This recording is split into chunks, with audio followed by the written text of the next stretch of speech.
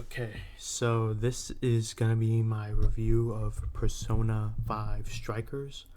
I'm just gonna give some thoughts, some ideas. Might go into spoilers. I'll say, hey, I'm going into spoilers. But first of all, I want to go into saying that I did not get the final dungeon um, video. That's because I was playing on PS5. I was recording on PS5, and because of that, they block scenes.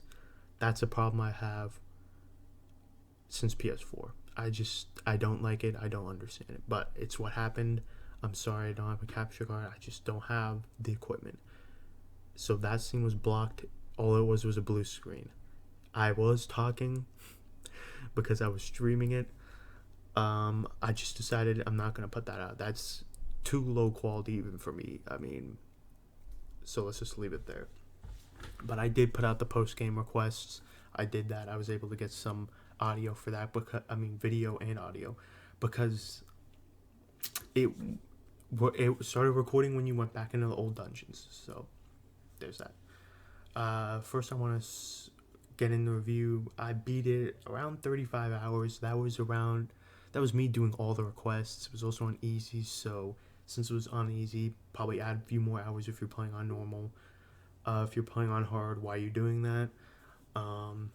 So yeah, so my thoughts, I love the game.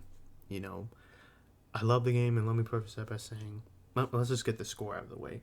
I thought it was an 8. And that's a 1 to 10 scale. I thought it was an 8. I thought it was an 8, and I loved it because it was more Persona. It was just more Persona. Hey, I love these characters. It was just more of that, more diving into them, more diving into what's going on with them. And I love that. I love the world. Thought it was super interesting. I love the way that what they did. They didn't just stay in one city. They went all over Japan. I thought that was super cool. I hope they do that in future Persona games. You don't just stay in one city.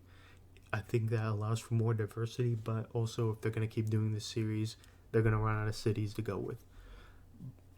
So, that's that. But, I also love the gameplay. It reminded me a lot of Final Fantasy VII Remake. What they did there. I loved Final Fantasy VII Remake. The story in that, just like in Persona 5 Strikers, not the strongest thing, not the thing you're caring about. You care about the characters, you care about the gameplay. In those two games, I loved the gameplay. It was like for Final Fantasy VII, when you use your Persona, that's like when you're using magic. It pauses the game, lets you tactically plan out what you want to do. It's action. You're just free swinging, spamming a button. Two, you still have your gun, so it adds more layers upon it too.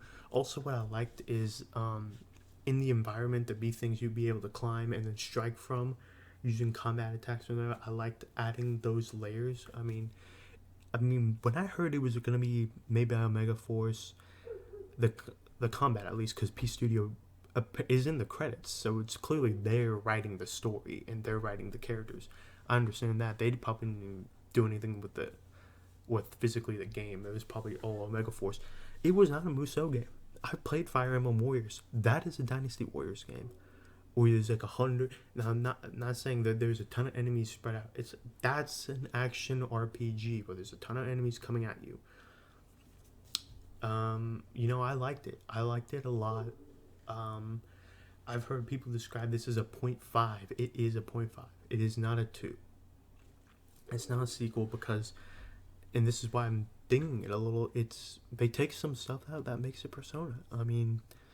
Some side characters aren't there. Oh, the doctor lady, she's gone to a conference. The shop dude, he's like lying low or some shit.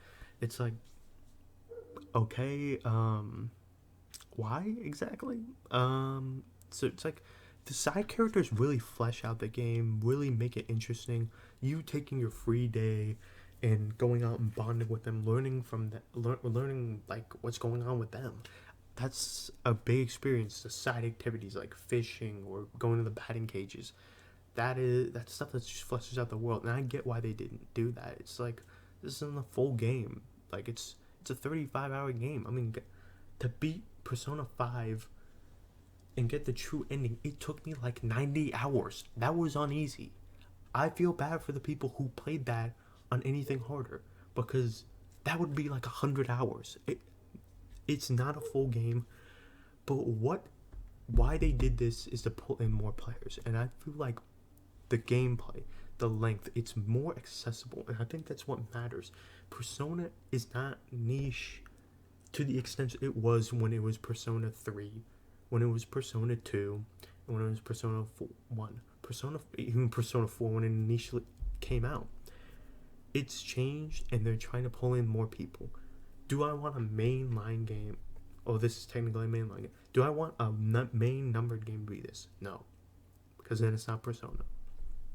Do I want a game like this where it continues the story of that numbered game?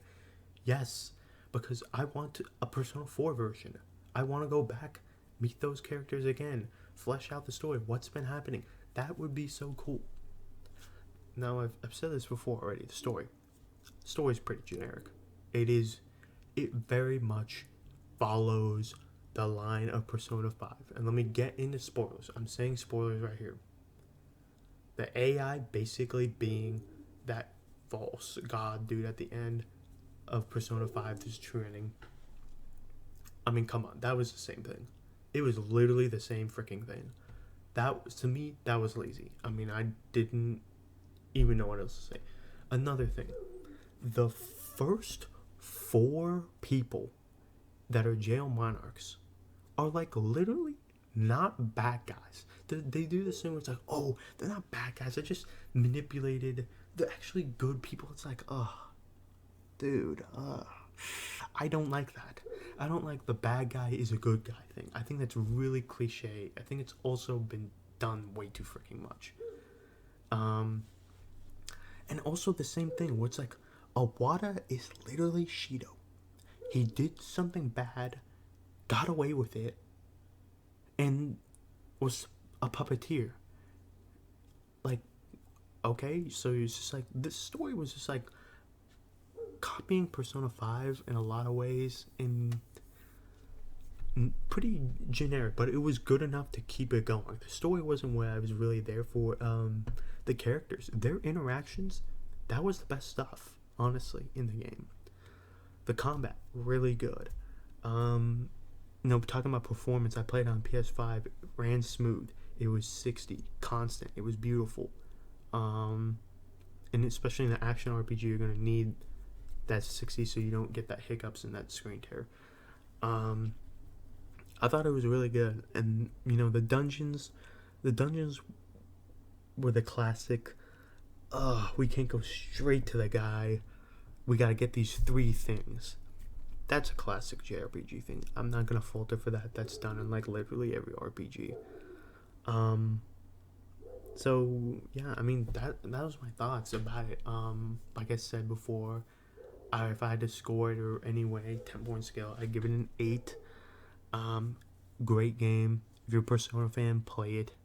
If you're a Persona fan, play it. And also, let me say this: if you did not play Persona 5, do not play this game. It literally expects you to have played Persona 5. I honestly do not understand why somebody would play this game if they didn't play Persona 5.